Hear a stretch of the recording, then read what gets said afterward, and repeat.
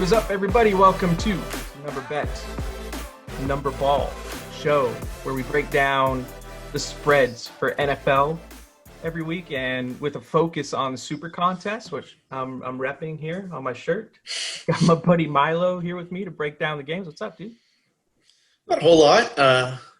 Starting to get used to these new weird slates, multiple Monday games on Tuesday, kind of a little bit of everything. And, it's been an adjustment, but looking forward to it.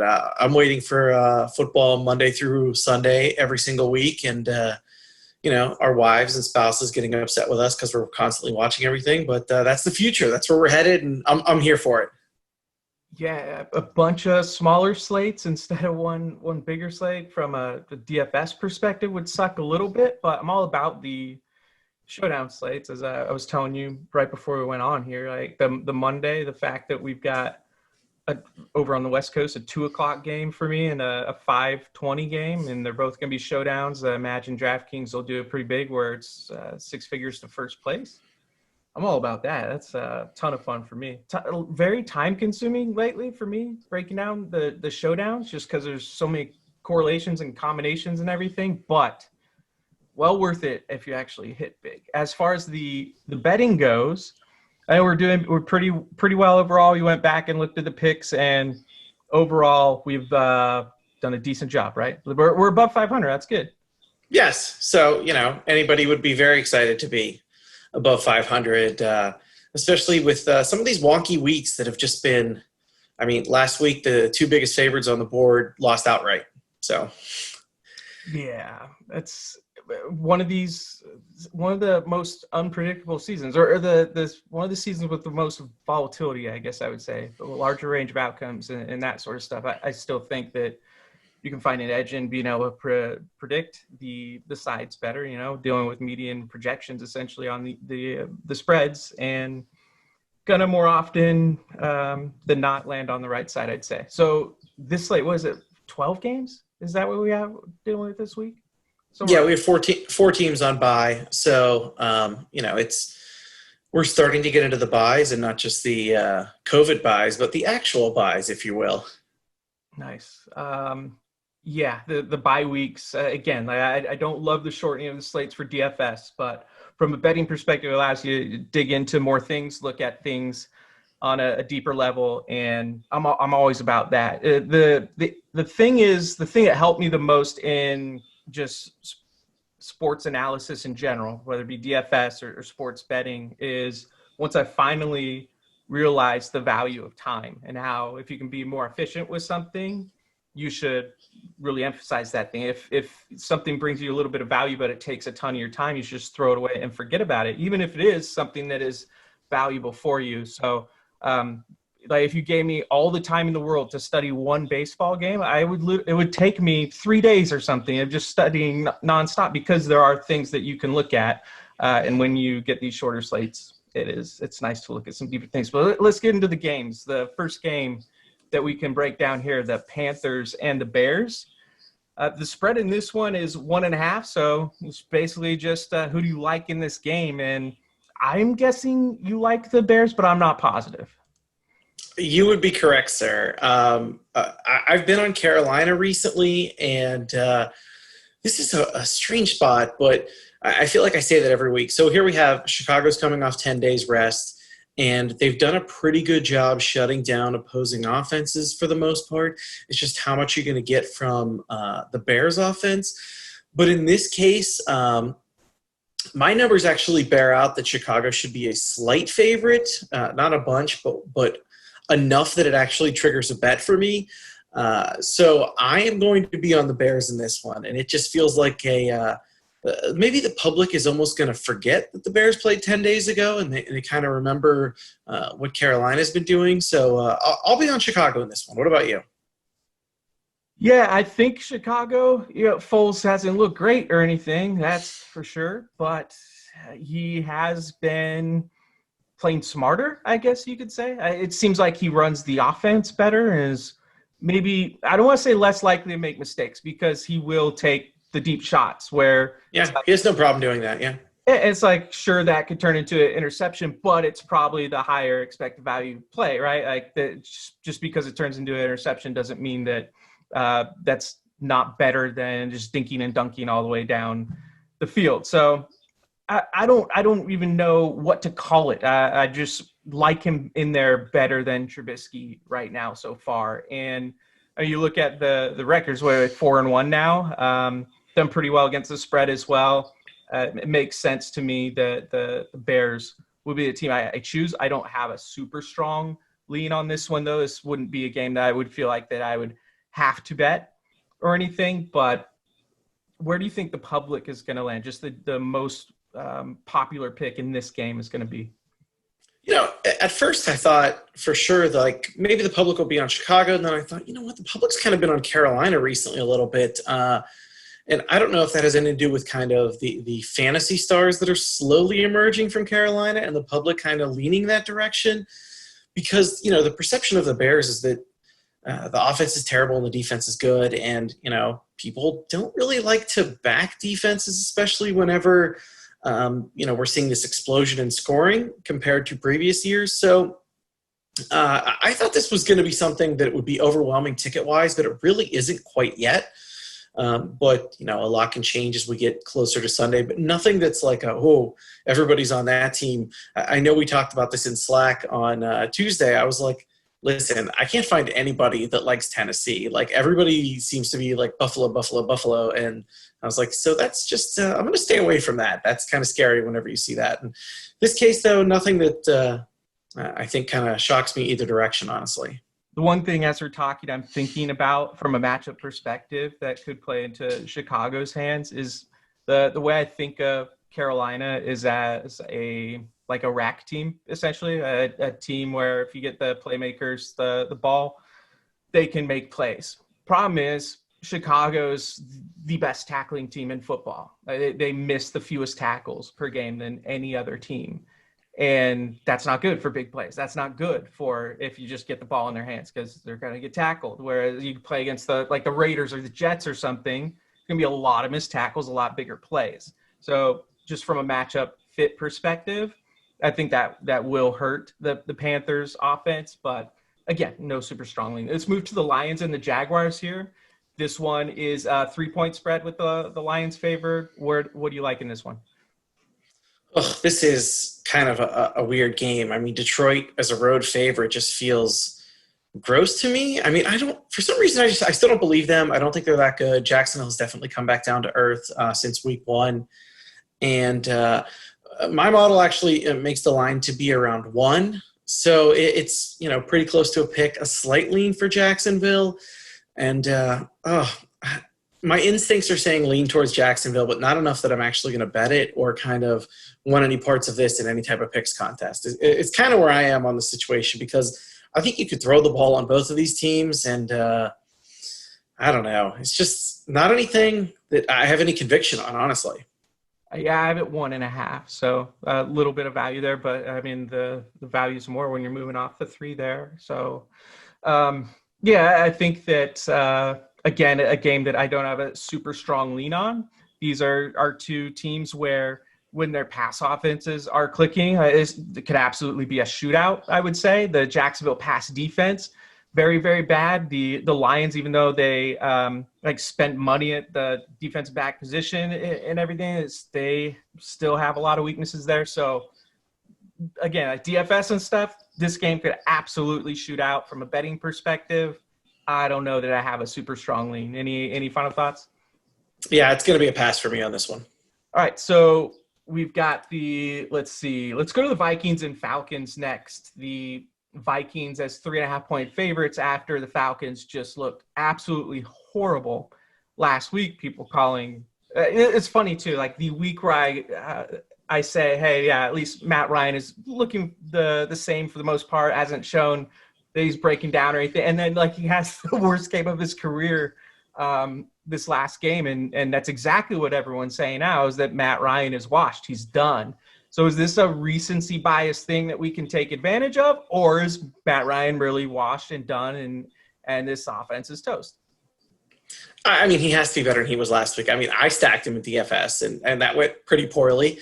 But in this situation, who has not scored on Minnesota? I mean, Minnesota's 1-4, and their lone win is at Houston, and then everybody got fired from Houston the next day. So they really haven't. Minnesota can't defend anybody. Atlanta has an offense that was down last week. I know it sounds crazy because Atlanta's been so bad against the spread, overall, straight up, whatever you want to say, but I kind of like Atlanta in this spot. My model has Minnesota should be around a half-point favorite, close to a pick almost. So I'm definitely leaning towards Atlanta, but it is a scary situation to think I'm going to take a winless team on the road against a team that, I was pretty high on and backed last week. But, new week, new situation. And, I just, for some reason, I kind of lean towards Atlanta and going with they can't play worse than they did last week. Yeah, I thought you were going to be on Minnesota. That is the side that I'm on. That's the side you've been on a decent amount recently. Last week, right? You're on Minnesota? Yeah, and it just – maybe it is. I'm worried that it's recency bias. That's why I asked, because Atlanta just looks so bad. But Minnesota, I just think, is one of those teams on offense that is underrated. I've talked about before how – this is a team that is the best with explosive plays that there is, and not just in the run game. You think of Cook and Madison and think, well, yeah, of course they have a bunch of explosive plays. It's on the ground. But no, they're number one in explosive pass plays as well. And I think going up against Atlanta, tell me they're not going to have those opportunities. I think this Minnesota offense is just going to put up too many points for Atlanta to keep up with, and they would be one of my favorite bets this week. I have it -5, and -5 and 3.5 isn't that big of a difference. Sounds like more than it is, but yeah, that's the direction I would lean. No, I agree with you. Everything you said is correct. This is just one of those feel situations that I'm going to end up staying away from it because, I'm leaning towards a bad team that has struggled to score. We don't know if Julio Jones is back. And what you said about the Minnesota offense is correct. They've been very, very good, and they've been scoring points on people. It's really the Minnesota defense that worries me, but, short spread, and Matt Ryan does get to play in a dome, but it didn't help him last week at all. So I can't. I want to say Atlanta, but I'll be avoiding this in all contests. And if it comes Sunday morning and I'm throwing money on Atlanta, you can please message me and say, what are you doing? You should definitely just stay away here, because even though I kind of want to, I really need to stay away from this one. Yeah, don't worry. I will I will be there saying that to you. Let's move on to the next thing. Let's talk about the Titans and the Texans. Titans surprised a lot of people by looking really good in their game back after not being able to practice or anything, and they just romped the Bills, who everyone thought was, all right, this is what the best or second best team, or I don't know, maybe top 3 team in the AFC. So I think that the Titans, after what they did just a couple days ago now, expectations are a bit higher. They got A.J. Brown back. Jonnu Smith looked good. Henry's healthy. The offense looks pretty solid. What do you think about this team overall? Are they on the level of teams like the Bills and the Patriots and those teams? I mean, all the numbers would bear out that they should be considered that way, especially since Ryan Tannehill took over last year. They've been nothing short of exceptional. But for some reason, I just don't believe in them. I don't know what it is. Maybe it's a little bit of the bias in me of thinking of them as a run-first team, even though at times they've shown that they're more than willing to throw the ball downfield, especially using play action, and been very effective doing so.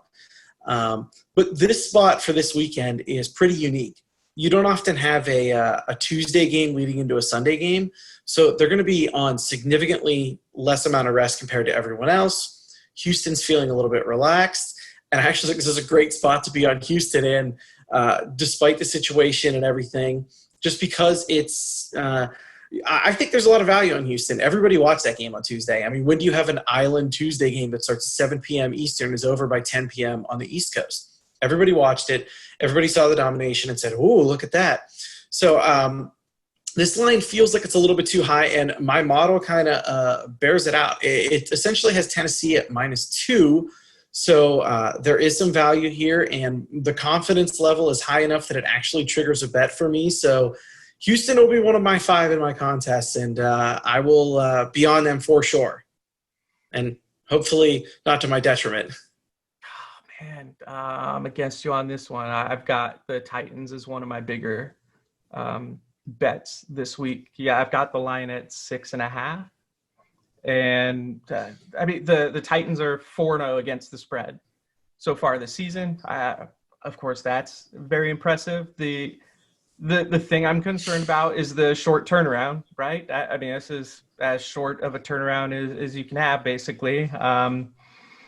So yeah, I'm a little bit worried about that, but was very encouraged with the offense and everything. I think a lot of times the reason that this can be a hard team to buy into is because if you're anyone that's that uses analytics or math or anything, they just look like a regression candidate from every perspective. And it's like, well, they obviously can't keep this up or this up. And they keep doing it. And you run into situations like Lamar Jackson last year, where it's like, well, obviously this is going to come down. And I mean, eventually it does, but I think that the math people can often undervalue those players expecting it to come down more than it should. So I don't know. That's kind of where I'm at with Tennessee, where it doesn't really make sense from a math perspective or analytics perspective necessarily. But overall, once I factor in everything that I look at, it does grade out really well. And maybe it's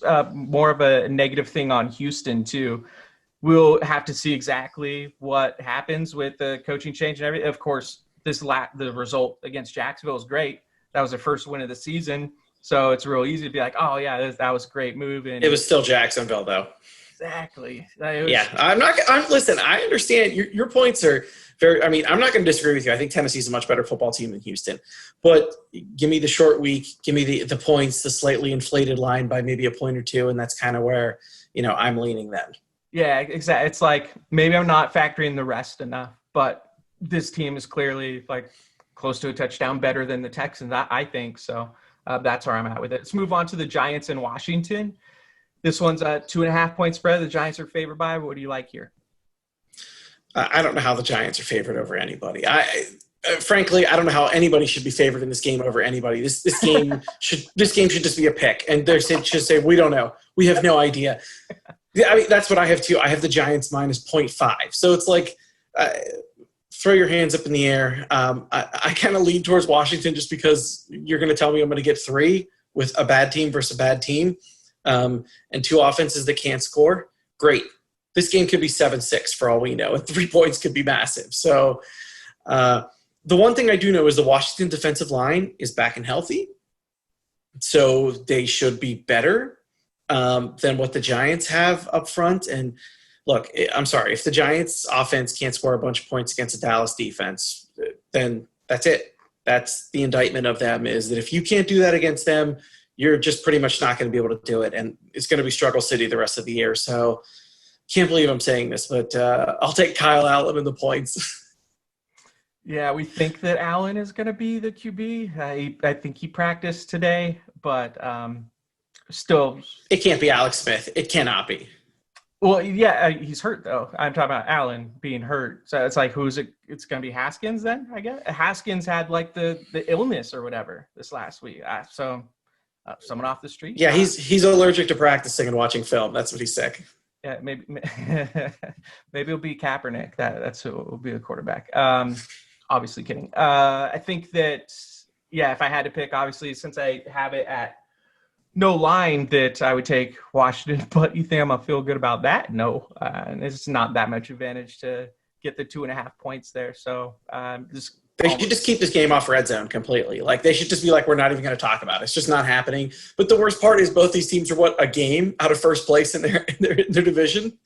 Yeah, there's not going to be anything fantasy relevant from this game, really, I don't think. So it's just it's just a write-off game. People aren't going to even notice that it was played, I think, for the most part. That said, one thing I'll say about the Giants is that they've underperformed overall. Like Daniel Jones has looked really bad. And I like to buy those teams where they're just totally underperforming, because every metric that goes into my model, for the most part, almost all of them are based on stats and performance and how they've done. And if you think that someone's talent level is higher than that, which I do have ratings as well that evaluate the player's talent, but it's still just going to throw it off by so much if a guy's underperforming by this much. I thought that from a fantasy perspective anyway, Daniel Jones had a decent chance of being close to Kyler Murray. That's not even close to being true, right? But overall, from a football perspective, he's turning the ball over way too much, and that's probably going to correct somewhat. I mean, it has to. At some point, the regression should be coming the other direction on him, and it's just a matter of when is it actually going to happen? And, I actually thought last week was going to be it. The joke in Slack was chalk Daniel Jones in DFS against the Cowboys just because of how the Cowboys make everybody look like Patrick Mahomes, but didn't happen. And he was higher owned than I thought he would be, but it's because he had so many weapons that were cheap. It was like, Ingram was like the chalk tight end. Slayton was the chalk wide receiver, and then Freeman's cheap. It was like the whole team's cheap against the worst defense. We're going to get some ownership. But anyway, let's move on to your favorite team here, the Steelers, going up against the Browns. Steelers are at home. They're favored by 3. That seems more than fair. I'm a little bit interested in the Steelers here again. I agree with you. Now, my model actually has this pretty much right in line with what the spread is, which I was kind of surprised by. But again, some of it is, I'm pulling a large backlog of games. So it does pull in some of the Steelers offense from last year that was terrible with the Duck Hodges era. So I get that, but you're trying to tell me that the Cleveland Browns are going to come into Pittsburgh in a meaningful football game and win? What year is this? Is it 1989? Like, what are we talking about the last time that they've done this and been able to do it? Last year, this Browns team came into Pittsburgh with a bunch of momentum and couldn't beat Duck Hodges. They couldn't even get to 20 points in Pittsburgh. And now Baker's banged up and they're supposed to do it again. This is like the big 1 p.m. game. There is no chance that they're going to go in there and put up a bunch of points. The Steelers offense, a receiver gets hurt every week and it doesn't matter. Someone else steps in, they make plays, they keep scoring. They kind of needed to break through, which they did last week, finally getting over 30 points. And I'm completely biased. I admit it. I'll be on Pittsburgh. Well, I mean, I'm not biased at all, and I've been on Pittsburgh just as much as you, I would say. I mean, last week, again, my model didn't like Pittsburgh, but it's just like sometimes you have to say, well, screw that. Like, of course I'm taking Pittsburgh here. And it's the same thing again this week, where it's like my model doesn't say to take Pittsburgh, but like use your head. Pittsburgh, how are they not going to cover this, or at least have come real close to it? They've got to be the better side in this situation. You think about Pittsburgh, and I think, I don't want to say inarguably, but I think the consensus is that they have the best defense in the league. And a reason they have the best defense in the league is because they lead the league in pressure. You're telling me that Baker Mayfield, under more pressure than he could possibly face by any other team, is going to do well enough for them to cover here, or for them to win here? There's no way. So it's football, anything can happen, sure, but give me the Steelers. I don't care what the model says. Again, 2 weeks in a row. I'm in agreement. Same spot as you. It's just, come on. I've been saying it. I don't care if the Browns are 4-1, 14-1, whatever. I still don't believe it until I see it. I've continued to see them underachieve, and it looks like they've done well, but they did it against Phillip Rivers last week. So I'm not ready to get too excited when you shut down Phillip Rivers, because we both think that he's washed and bad. So, let's see it this week. Let's see with all those Steelers receivers running everywhere with crossing routes. And, I don't know who the ball's going to. I think from a fantasy perspective, the Steelers are pretty frustrating because there is no person that dominates the targets. It's kind of split out, and you never know where the ball's going to go, but all those weapons are a positive for Ben. Yeah, just so everyone understands that it's not some narrative or something with Baker Mayfield under pressure. Let me read you the bottom 5 guys or so under pressure so far. I'll say Taysom Hill first. Small sample size, whatever. It doesn't matter. Mitch Trubisky, Dwayne Haskins, Baker Mayfield, Brett Rippon, Kyler Murray, which is a little bit surprising, right? And Jared Stidham. That's the bottom of the list. Tell me the Baker Mayfield against a team that creates the most pressure as one of the lowest passer ratings against pressure that he's gonna show up here. And I mean, keep in mind that their starting running back is out too, and Hunt is good. It's not like they're going to be useless in the run game. They're still, that's going to be their chance. But man, the Steelers have a better offense, a much better defense, and a quarterback that's not going to crack under pressure. So this one seems easy. This is my favorite bet of the week, even though the model doesn't like it. I know it's weird, but I don't just blindly trust the model with this kind of stuff. All right, let's move on to the next thing. We got the Ravens and the Eagles. 7.5-point spread here. Of course, the Ravens are favored. And I think the touchdown with the hook makes it interesting, like an interesting discussion. I think most people would lean Baltimore here. Do you think that's going to be one of the more popular picks? I mean, I think the narrative is growing of Baltimore against bad teams, and they just win by 2 touchdowns. That seems to be something that, a couple weeks ago after they had their terrible loss on Monday Night Football, I said, Baltimore against Washington was just a fantastic bet. Last week, they didn't look great, but guess what? Come through again, win by double digits against Cincinnati. Now, you can argue if you think Philly is a good team or just an injured team. I tend to think that Philly's just not that good. Now, there are obviously some reasons behind that, and they could be getting some offensive weapons back this week.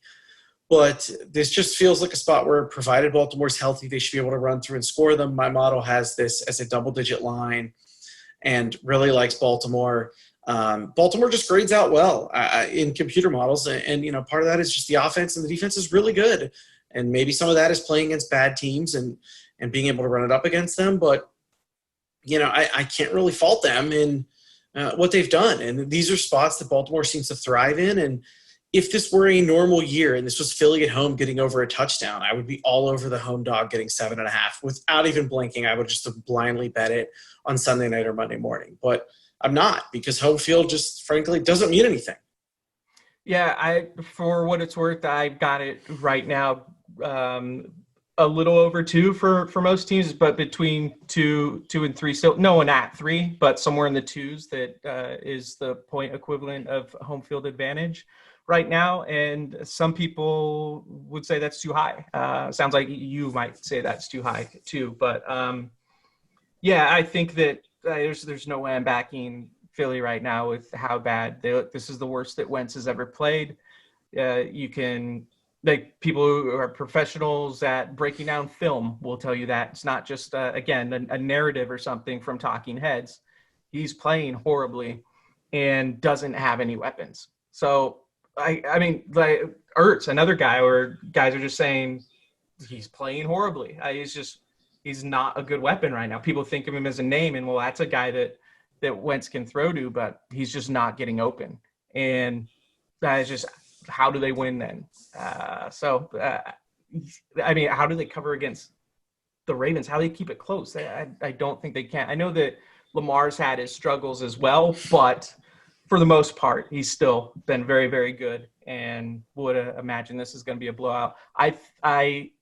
Maybe I've got this wrong, but I think this is going to be a popular pick, and that's a reason I would stay away. Again, thinking about this from a contest perspective, like the SuperContest, avoiding chalky picks, I think is important if you don't think like there's some massive advantage there. And I've got the line at 8, which is essentially the same as 7.5.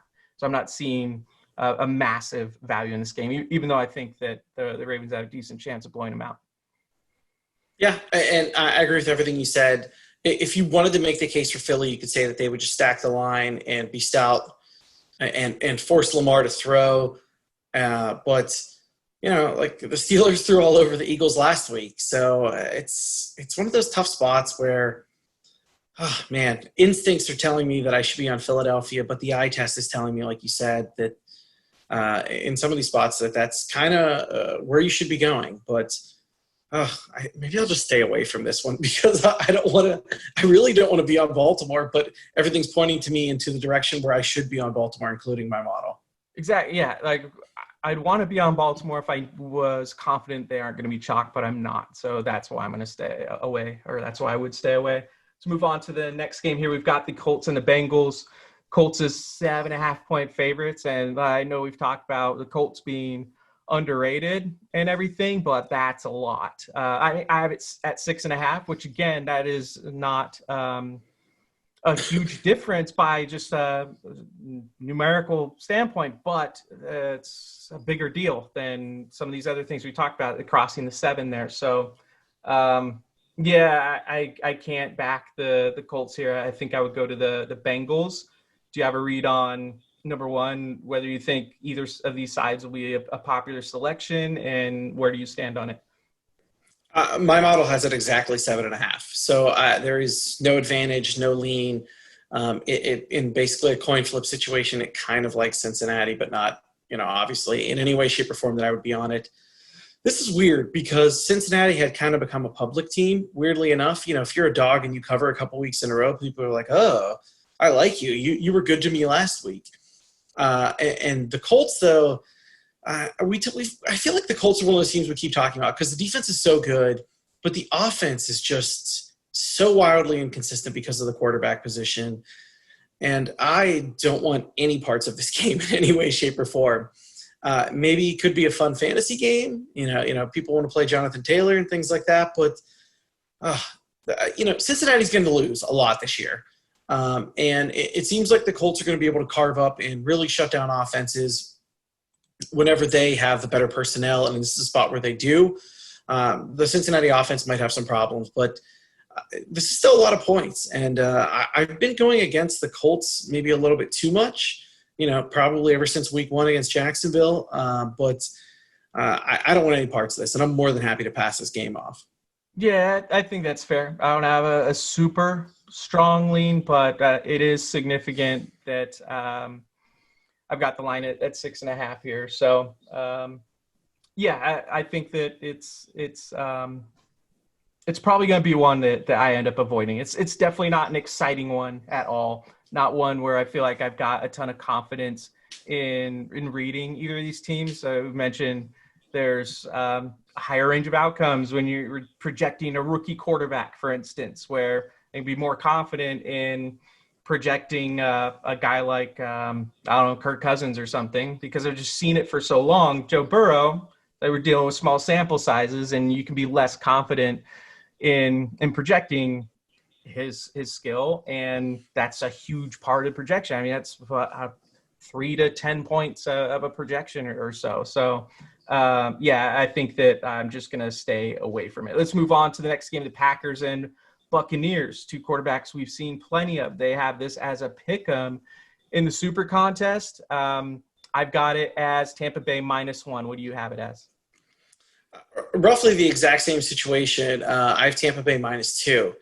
I absolutely love the Bucs in this game. This is the Tampa Bay spot. This is the sharp play as far as I'm concerned.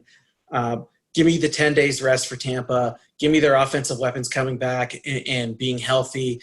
And I'm ready to fire on Tampa Bay here, and very excitedly. My model doesn't really like it that much, not a lot of confidence, but I am all over this spot. I saw you shaking your head. Yes, I'm guessing you're on board then? Yeah, absolutely. I think that Green Bay is one of those teams where, you could say that they've overperformed, but in reality, whatever you want to say about them, they've performed really well. And I think it's reasonable to expect that they have overperformed and that they could come down from that. Whereas Tampa Bay, I don't know that that's necessarily the case. Like, they've had their ups and downs where it's been like, oh, Brady's done. Like, what is he doing? And then Brady has like one of his best career games. And then Brady forgets that it's 4th down at the end of the game. It's like it's a roller coaster over there. But overall, I think that they are the better team. And I don't know how hot of a take that is, considering how well Green Bay's done. They're 4-0. But I think that the Tampa Bay is the side that I would back, and I think they might get Fournette back this week, right? Maybe. I think so. I'm more concerned about the receivers than Fournette, honestly. Like, give me Evans, give me Godwin, and let Brady cook at home. And this is whenever I looked at this, and I was hoping for contest purposes they would be getting points because they opened the week getting points, and I immediately bet it right away just because I was like, home dog, Tampa Bay, 10 days rest, yes please. Love the spot, love the situation. I don't know, Green Bay definitely overachieved last year, and every year you can read the column at the end of the year on which team should regress because of how they overachieved, and all the data will point out to it. And Green Bay was one of those teams that definitely didn't earn the record that they had last year in many ways mathematically. And here's a spot where I think Green Bay has become a public team, and I think people like to root against Tom Brady. And everybody has that Thursday night game in their mind, and they're not thinking about the other parts of it. So I'll be all over Tampa, and I'm excited to do it too. Overperforming last year is one thing. This year they're scoring 38 points a game. Like this, of course, that's some regression is factored in the line here and everything. It's not like the odds makers in the market is projecting Green Bay to continue to score 38 points a game, but it's ridiculous how well they're doing, and it's just got to come down a bit. So it sounds like we're on the same page there. That's good. Let's move on to the Rams and 49ers. 49ers, a side that I liked last week. No question about that. We got – I don't know if you could possibly be more wrong about a side. And you were right about it. You pointed out that you weren't sold that the offense was going to be good, and the offense, maybe it was because of Jimmy Garoppolo's injury, or maybe it wasn't, but they were so bad. They looked really, really bad. And then, on defense, probably the bigger issue, they just couldn't stop the Dolphins. And it's kind of surprising. At some point, though, the injuries have to catch up with them, right? You can't keep losing people, especially on the defensive side of the ball, and then have weapons kind of interchangeable in and out on offense, and it continue to go well for you. But, we thought, though, that against a bad team, they've had no issues. Their wins are against the Giants and Jets. And how is San Francisco 0-3 at home? Is that what it is, or 0-2 at home? Oh, that feels weird because, I know they lost to Arizona and then Philadelphia and then Miami this past week. So here's a spot where they find themselves in last place in the division, and a loss here really puts them back. They're going to be fourth, and like a decently distant fourth. And, there were some jokes made that maybe the NFC West could be the first division to have all four teams make the playoffs, since we have 7 teams make it this year.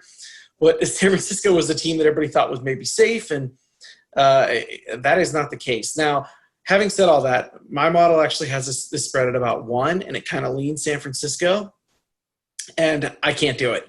I need to see it. I need to see them stop somebody. I need to see the offense actually score, and anytime your $120 million quarterback's getting benched, and we're reading all these "can I get out of Jimmy Garoppolo's contract" on Tuesday morning articles, no, I'm not betting that team.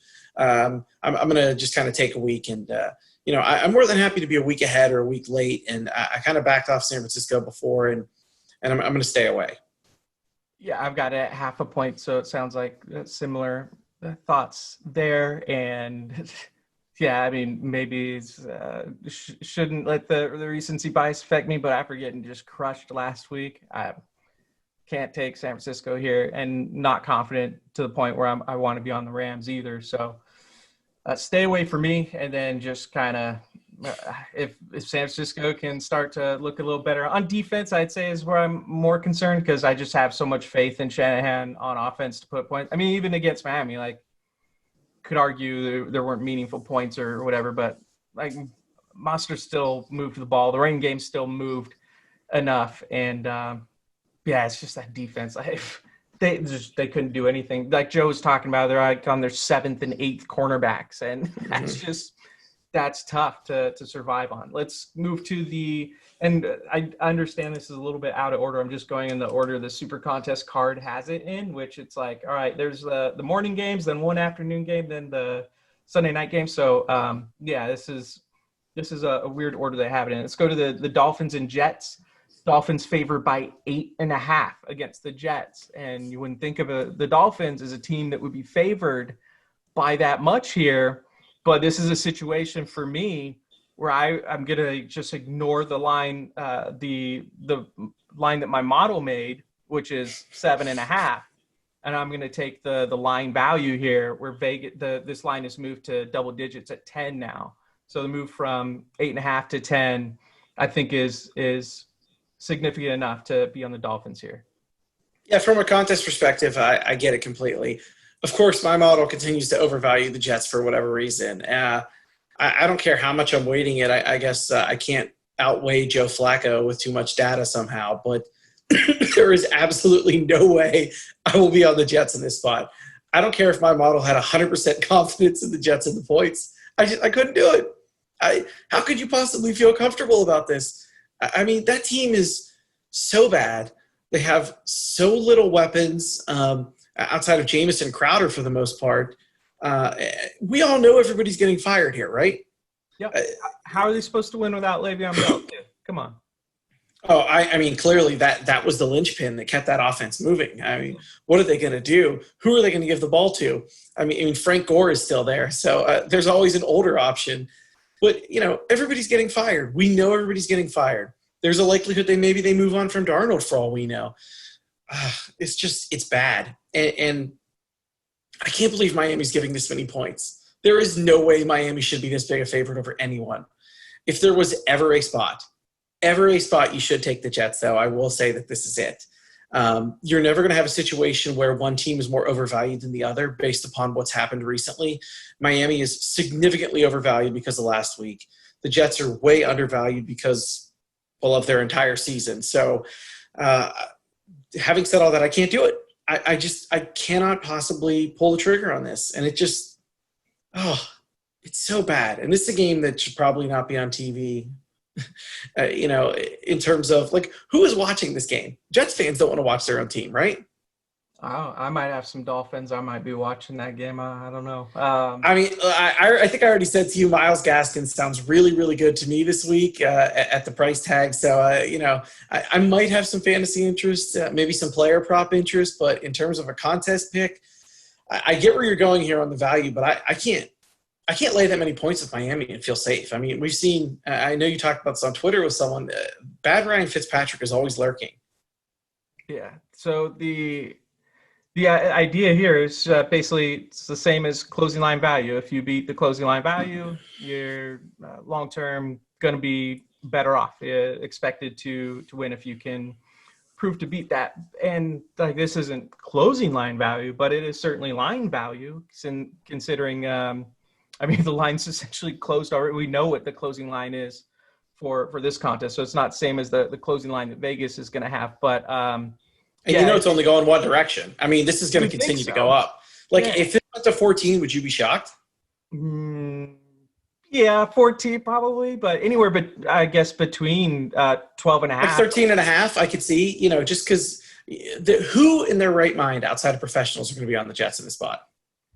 Yeah, and I do think some professionals are going to be on the Jets, but so maybe that could bring the line back down. But it's for me. I'm just going to take the value. That's just kind of like I want to say like a hard and fast rule that I use, but I do like to take the points when I can get them, especially since I can't imagine this will be. I mean, it could be. I was going to say I can't imagine people are going to bet on this game and choose, and all of a sudden the Dolphins are chalk, but it could be just because everyone hates the Jets and thinks that the Jets probably suck. So, and if the line keeps climbing and you end up with a 4-point difference from current spread versus where we are in the contest, you are going to see a lot of people do it. Like you said, you're going to be profitable in the long run if you are taking things that are that advantageous and the situation is that different.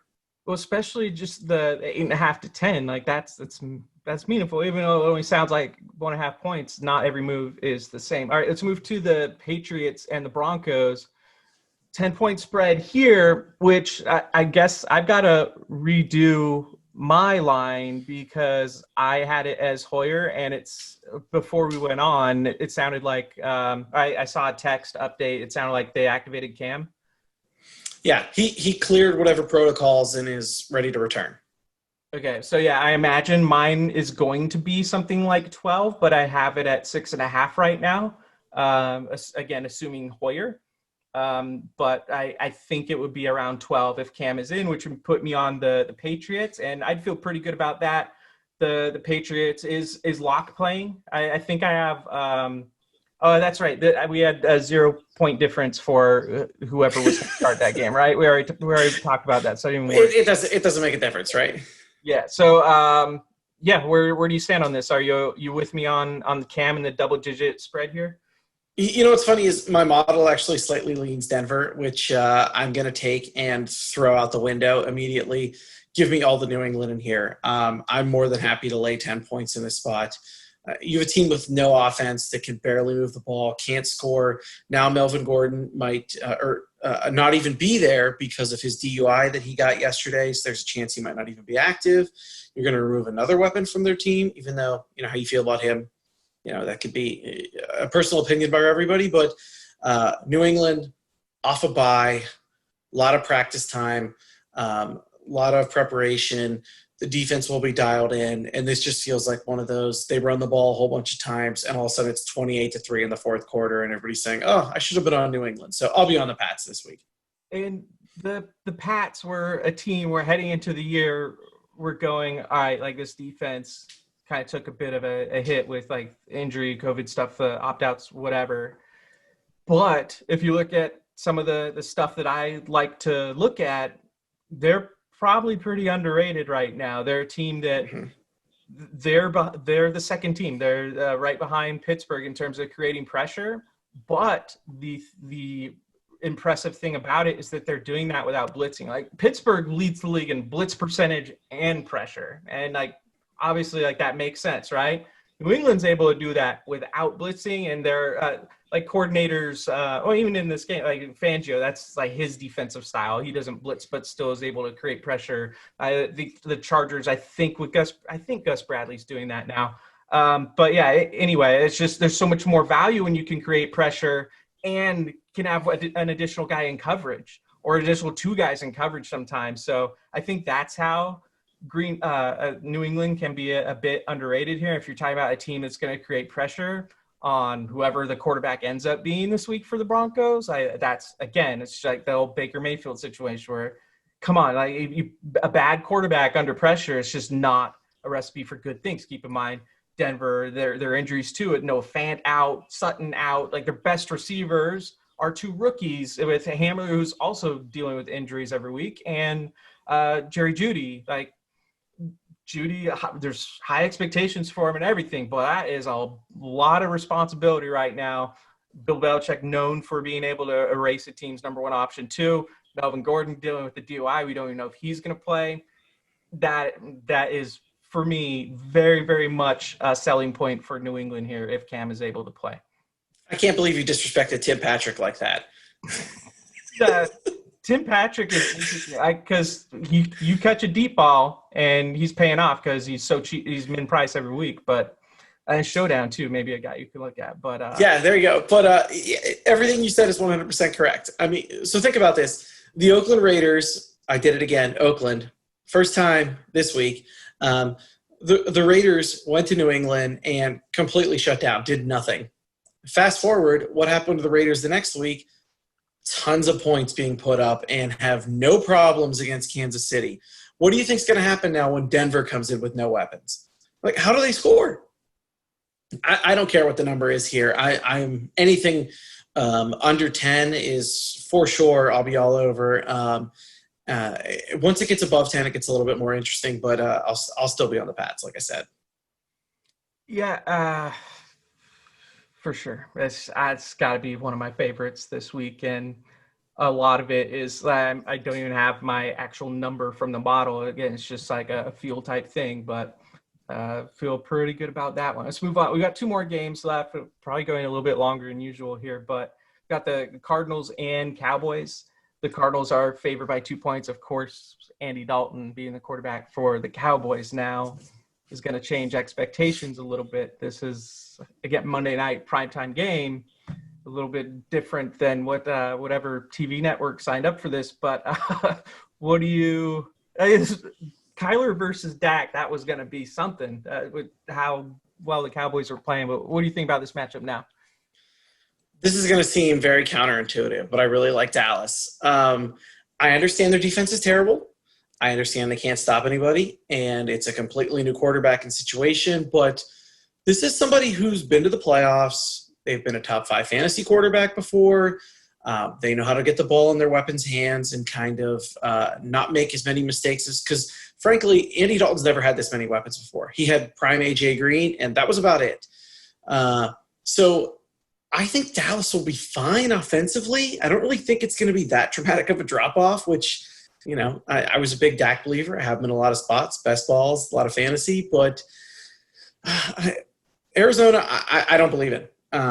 Last week, they beat a bad team, but we've seen them struggle on the road. We've seen them struggle offensively. And this seems like a really good spot, but, I think part of it is just that Kyler Murray has not looked as good as everybody expected he was going to look this year. And you mentioned the pressure thing, and Dallas obviously doesn't get a lot of pressure because the defense is not that great. But, I wish this line was bigger. I wish Dallas was a bigger home dog, but we know they're going to have some fans there. We know they're going to have some crowd there. And my instincts are saying take Dallas, and my numbers bear I'll take Dallas. I mean, my computer model says Dallas should be slightly favored. So I'm tempering my expectations, even though I really like Dallas in the spot. Yeah, I have it as a pick, but you see that and you go, oh, pick for Dallas. I'm probably getting a decent amount of points here. You go, oh, what? 2 points? That's all I get? You would think that Arizona would be a bigger favorite here with Dalton at the QB. So I don't know. Like my model says take Dallas, and it's a slight edge there. I don't feel great about it, but I do probably have more confidence in Dalton than most people for a lot of reasons you touched on there. And even like last year when he got benched, you look at the numbers, you're going like that's kind of rough to bench him. Like I get it and everything, but he just, again, has no weapons. And this is just an arsenal of amazing weapons. Not only a pass game, you got Zeke too that can take some pressure off yourself. So I think this would be a very high scoring game. I think this would be a great one for fantasy. But, I don't have a super strong lead. Would take Dallas if I had to choose. Any final thoughts? No, I'm with you. All right, let's go to the last game. We got the Chiefs and the Bills. The Chiefs are 3.5-point favorites here. And, I mean, I would be all about that. I've got it at 5, and even just the eye test or whatever, intuitively, I would say the Chiefs are just so much better. And the Bills, especially after just seeing what we saw last night, or was it last night or night before? Whatever. My days are mixed up. Last night, right? Yeah. Yeah, it was Tuesday. Yeah. All right. So, I think that the Chiefs at 3.5 points, that's just ridiculous. And I don't this is the situation where I never mess around with adjusted lines or anything really. I'd be like, all right, give me the Chiefs minus 9.5. It's just not even going to be close, I don't think. It's funny because like a couple weeks ago they were like, oh, Josh Allen, Buffalo, this, that, and the other thing. And then one game on the road where they just look unfocused and sloppy, and all of a sudden everybody's off them. And it seems like I'm about to come in and say I like Buffalo, but I don't. I'm sorry. Yeah, it certainly sounded like I was setting that up. But I can't do it. Like, what are we talking about here? If it's 14-0 Kansas City, does Buffalo have a chance to come back? Probably not. I mean, Josh Allen has shown enough that I wouldn't write him off after that 2 touchdowns, but still. Yeah, it's just becomes a question of we know which team has more weapons. We know how this is going to go, and not to really dumb this down to something that seems so simplistic, but is Kansas City going to lose 2 games in a row? I never think about things from that perspective, but no, they're not like. Yeah, this is a team that we thought could go 14-2 or something crazy. They're not going to lose 2 games in a row. And if they do, what's more than likely the headline you're going to read on Tuesday morning is panic button being pushed in Buffalo or panic button being pushed in Kansas City. It's not Kansas City. Yeah, and to be fair, too, like the times that Kansas City hasn't covered, it's been against teams that people just undervalued, like the Chargers, right? And then the Raiders, where those are just 2 teams that are probably better than people realize. I don't think that's the case with Buffalo, where people are undervaluing Buffalo right now. I mean, I know it's kind of how you led into your whole thing, but maybe aside from the recency bias from last week, but like people know Buffalo's good. And I don't know. I don't think that this is a game that Kansas City is going to come out flat. It's going to be one of those games where just win by double digits, I would say. Like I said, give me the adjusted spread on this one. I get it completely. For Buffalo to have any chance, though, John Brown has to be involved, has to be healthy, because without him, we did see the Raiders throw the ball vertically, with some fast receivers. John Brown's a deep shot guy. I get how you can kind of craft that, but there is absolutely no way I am taking Buffalo. It'd be different if this was like, a Bills Mafia, big-time Monday night game, crowd there going crazy. Those people have been drinking for 12 hours, but there isn't. So this is just go into the quiet stadium, throw 3 or 4 touchdowns, go home, get back on the winning track for the Chiefs. It almost feels too easy, and that normally scares me when it looks almost too easy. But sometimes, you gotta be on the public side, even though I don't always want to be there, and just go with it, because they are going to win from time to time. That's true. Well, plus the Chiefs are going to sign Le'Veon Bell, and then the line's going to jump to like 14 because of Le'Veon Bell, and then that's value. It's closing line value. So, all right, total joke. That's not serious. But what we do at the end of the show is we give people our favorite picks. I ask Milo for 2, usually gives me 4 or so, and we'll do that again. So go ahead, Milo, give me your 2 favorite picks. Yeah, 2 = 4 constantly, right? I mentioned this earlier, but I really like Houston in the spot getting points. Tennessee off the short week playing on Tuesday. Definitely going to take Houston. And like I said, I understand they're not good. But, at times you just got to hold your nose and pick these teams. Despite what my model says, the other one I'm definitely going to – well, this is something that's supported by the model is the Bears against Carolina. I really like them to slow down this now potent Carolina offense, and we'll get enough out of Nick Foles. And then the last 2 I'll give you, I definitely already said them, but Tampa Bay and New England. Just take New England. They're going to roll by double digits in this spot, and I absolutely love Tampa Bay too. Great bounce back spot after losing on Thursday, having 10 days off. And what are you going to do? I mean, your Chargers are not available. I mean, I understand you can pick my Steelers, but who are you going to pick? I know, right? You can't take the Chargers like you do every week. I mean, what are your options now? They look so good every week, and they just find a way to lose at the end, just like Rivers used to do. But no, it's just I'll go straight back to your boys, the Steelers. That is very clearly one of my favorite bets this week. I like them a ton. And the other one that I'll go with is I'll take the value in the contest with the Dolphins. And I feel like I'm on too many favorites this week. I don't know. Maybe I guess I'm going through right now and seeing there are some underdogs I like. It's actually pretty close to 50-50. It just feels like I'm on a ton of favorites. Some weeks are just going to break out that way, and it's just depending upon the situation. I get it, and you never know really what your model's going to grade out and what's going to pass the eye test. Now that you say that, I'm like, okay, I have Chicago, dog. I have Houston, dog. I have Tampa Bay, dog, and then I have New England, who's a 10-point favorite. So my card's a little bit different than yours, but if there was ever a year where I'd say throw all the rules out the window, this is it. Like I said, if this was last year, there's no way I'm not taking Philadelphia. But this isn't last year. The situations are not the same. And as always, like you said, be aware of where the lines are moving before you log in and kind of lock anything in any contest that you're in, because they could move one way or another, and all of a sudden you're stuck with a bad line. You have a good line. Maybe you can play some game theory. Lots of options. Well, that's the best thing about all of this is just the game theory involved and thinking about, all right, well, is this pick going to be super chalky? Can I get an advantage by fading this game, considering I think there's just as much value in taking a side of this game? Whatever, or sometimes just the ultimate leverage of, all right, well, give me the opposite of what everyone else wants. And it's almost like you kill 2 birds with 1 stone, because their entries are going down and yours are going up just based on one pick, one game. But anyway, I appreciate everyone tuning in. Appreciate, Milo, you joining and talking out these games with me. I think just the way that we do this too, with this being earlier in the week and the sports betting being my focus before DFS, it really helps with the DFS side of things.